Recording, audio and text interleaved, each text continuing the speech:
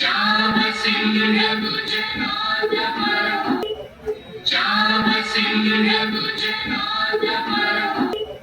जाम सिंह गुजरात करो। ಕಾರಟಗಿ ಪುರಸಭೆಯಲ್ಲಿ ನಡೆದ ನಮಸ್ತೆ ದಿನಾಚರಣೆ ಕಾರ್ಯಕ್ರಮದ ವೇಳೆ ರಾಷ್ಟ್ರಗೀತೆಗೆ ಅಪಮಾನವಾಗಿದೆ ಎಂಬ ಆರೋಪ ಕೇಳಿಬಂದಿದೆ.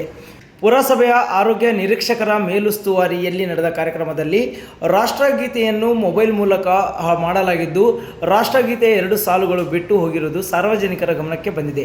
ಕಾರ್ಯಕ್ರಮದ ವೇಳೆ ಆರೋಗ್ಯ ನಿರೀಕ್ಷಕಿ ಅಕ್ಷತಾ ಅವರು ತಮ್ಮ ಮೊಬೈಲ್ನಲ್ಲಿ ರಾಷ್ಟ್ರಗೀತೆ ಆರಂಭಿಸಿದ್ದಾರೆ ಎನ್ನಲಾಗಿದ್ದು, ನಂತರ ಅಧಿಕಾರಿ ತಾಜುದ್ದೀನ್ ಅವರು ಕೆಳಗಿಳಿದಿರುವುದು ವಿಡಿಯೋದಲ್ಲಿ ಕಂಡು ಬಂದಿದೆ ಎಂದು ಸ್ಥಳೀಯರು ಆರೋಪಿಸಿದ್ದಾರೆ.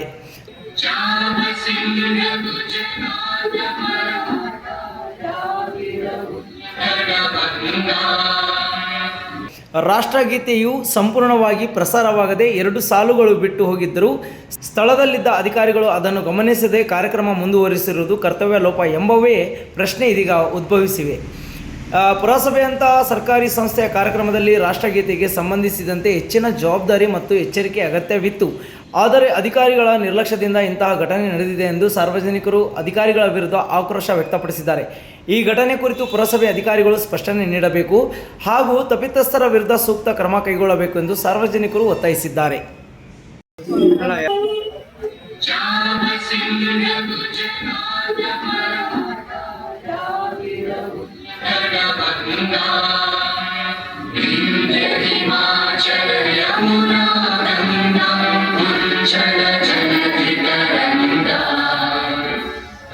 शुभ